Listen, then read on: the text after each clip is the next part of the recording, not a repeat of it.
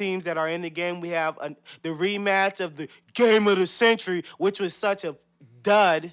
Really wasn't a dud. I mean, if you're not, you must not be a football fan if you're calling that game a dud. That game is nowhere close to being. I mean, did we score a touchdown? Is the game not about scoring touchdowns? That game was exciting to watch. Every play mattered. Every play mattered, and that's what college football is about. Watching pain is exciting also. Every play mattered. Those are two NFL teams on a football field. That team will beat your Miami Dolphins, both of them. Are you crazy? Get out of here, man. Crazy? Are you kidding me? Crazy. Get out of here. Did you see what the Dolphins has been doing the last 4 weeks? Are you kidding me? The Miami Dolphins. No, they might beat your Niners with scrub Alex Smith at the QB. Get out of here. What were you, 4-8? Come on, be for real now. They'll beat your. So we're going to the game of the century, folks. It's going to be Alabama LSU once again. I mean, a lot of people out there disagreeing. I personally don't agree with the game. Mad. But at the end of the day, what is it about? The two best teams in college football getting together and playing each other. That's what people rave about. They've played already. But does that's regular season. And does that make them not the second best team in the country because they lost by 3 points in overtime? Does not college football boast about every game mattering? You have an Oklahoma State team who lost a game to a team that's not even going to be in a bowl game this year. So you really can't say, oh, Oklahoma State. No, if you look at Oklahoma State, you look at the body of work between both teams, Oklahoma State and Alabama plays the SEC. You play the Big 12 where there's no defenses. There's no offense. They beat OU really twice. OU? Who cares about OU? They sucked. Bella ran right through them. They lost 3 games this year. They're not a good team. People don't think about that type of stuff. At the end of the day, if you bring Oklahoma State and Alabama on the field together, Alabama beats them by 25 points. But the point is, these guys have already played. So that's not the point. The point is this: for the two best teams in the country to play each other. That's the point of college football. That's what everybody wants. And who are the two best teams in college football? Alabama and LSU. And that's how the voters did it, and that's what the body of work shows. So you want Oklahoma State to go, but why Oklahoma State? Why not Stanford? I mean, I want to watch an exciting college football game. I want to watch an exciting championship game. No, and can you stop waving your paper? Thank you. It's not. Thank you. It's not about that. It's not about that, sir. What it's about is that's what it's about. Best teams in the country playing each other. It's not about what you want to see. I want to see an exciting football game. I don't care what you want to see. I want to see the two best teams in football and the college football play each other. If the two best teams are going to play, at least mix in a touchdown. That's all I'm saying. I mean, if you're going to give Trent Richardson the MVP, the Heisman, at least score a touchdown in the biggest game in the century. If you're going to be the Heisman Trophy winner, score a touchdown. Bro, that's what you do. These teams have better defenses than the Miami Dolphins. What are you talking about? It's not easy. And he still rushed for almost 100 yards that game. So he was doing his thing, but defenses get tough when you get in that red zone. So what do you want him to do? I mean, he still almost got 100 yards that game. But it's almost does not count. He didn't score, and he didn't get 100 yards. And you need to stop talking about the Dolphins' talent. He's 1,500 yards in, 20 touchdowns, the best conference in America. Come on, Tim Tebow playing the best conference in America. And what is he doing in the NFL? He's winning because that conference is serious. It's about business over there. Now we get to the Joker. Now we get to the real issue. The Oklahoma State. Everything leads back to Tebow. Everything leads back to Tebow with this guy. I want to say this guy has a man crush on Timothy Richmond because everything leads back to this guy. I'm just saying. I mean, what's going on? Hey, I'm just saying. Tebow's 6-1, and he's succeeding in the NFL, and where he plays college football at, and the best conference in America. And let me say something else. To all these guys out here with sports talk shows, I'm tired of hearing you fools talk about man crushes. I don't want no damn man crush. I'm tired of hearing this foolishness. If you got a man crush, I mean you like men. You so are stop fool. crushing on men. Stop crushing on men. I'm tired of man crushes. This is my guy. Well, hey, that's how they say it. That way, brother. They just mean they have a man crush. I mean, a man crush is just a guy. Who you got a man crush on there, man? They want to just hang out with the guy. They got a man crush. They think he'll be a cool guy to chill and hang out with. You try to bring it on some other nasty stuff, but they just talk about a man crush. I want to hang out with this guy. This guy's cool.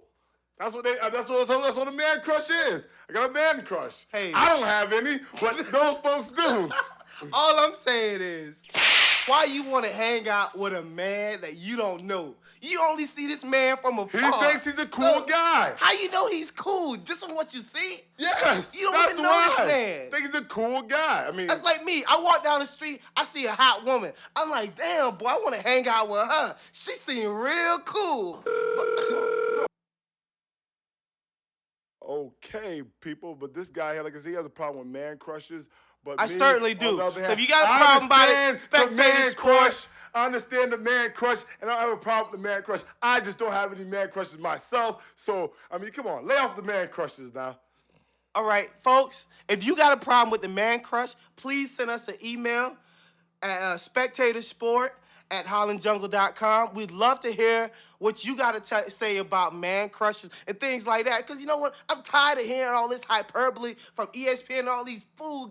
You know what? Let's continue on because I'm done with man crushes. Let's go on to the to a story that's pretty close to my heart, being a father myself, and just being completely, outraged about the despicable acts that's being done on children and on people who victims and the way the victims are being treated. I mean, it's really despicable. We're talking, people, about the cases of Jerry Sandusky in Penn State.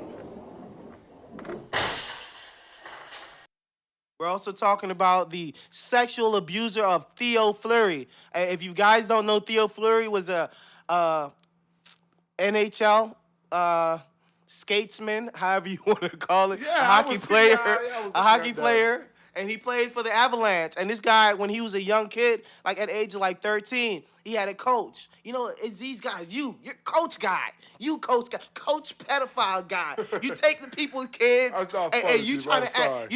You take unprivileged kids who got single parent households where you know the mom's working or pops is working, and you know you could sneak around with them, and you take advantage of that. Shame on you. You should be beheaded. Done. I mean it. And we ain't taking it back. SpectatorSport@HOLLANDjUNGLE.com. Email me if you want to do something about it. I mean, if you email him, actually, people, you will probably die because that means you will be condoning sexual abuse. But yeah, it's disgusting. It's sick. I mean, Bernie Fine, Jerry Sandusky. I mean, Sandusky just posted bail once again. I mean, because he had another 2 counts brought up against him. I mean, I don't even like talking about this because it's just the fact that I don't even want to think about what these grown men were doing to little boys. Like, I don't even want to think about that. I mean, the one guy, Bernie Fine, the district attorney said he can't even bring charges up against him. So he's not even getting prosecuted. They're saying they're still trying to take it on a federal level, but they're saying that the statute of limitations has ran out. So that guy's not even getting prosecuted right now. I mean, Sandusky, yeah, he just got rearrested again. I mean, they're going to decide his fate here Sandusky's on soon. probation now. He got a house arrest. Listen to this. Imagine this. Every time Sandusky's arrested, he's in Penn State gear. They can't get him to take off the Penn State That's jacket. like so embarrassing. It's like they keep connecting him to it. It's like it sucks. He's wearing the colors. He's wearing the jacket. Penn State is Like, pissed. Come on, Sandusky, take that stuff off, man. Get it off. They don't want nothing to do with you, you sick pervert. But hey, you know what? Probably the worst part of this story, and let's get back to serious, you know, because this story puts me in a somber mood. I mean, the worst part of this story gotta be the wife of Jerry Sandusky. I'm gonna save her for my You a Fool. I gotta save her for my You a Fool. Yeah, save her for the You a But did Fool. you hear about the kid talking about he was being abused in the house? Can I get that You a Fool sound? You are fool. Thank you. That's you, Mrs. Sandusky. I didn't hear that actually, but I mean, I'll tell you what happened. There was a kid that she needs to be, hurt. Plain and simple, because it's just Well, there was a ridiculous. kid who was being sexually abused in the home of this pervert, sick, twisted, demented jerk, and his wife was there. So you'd have thought, being a woman, now remember the Sandusky household, their household over the years, they've always kept foster kids. So imagine the state is giving this man kids to rape.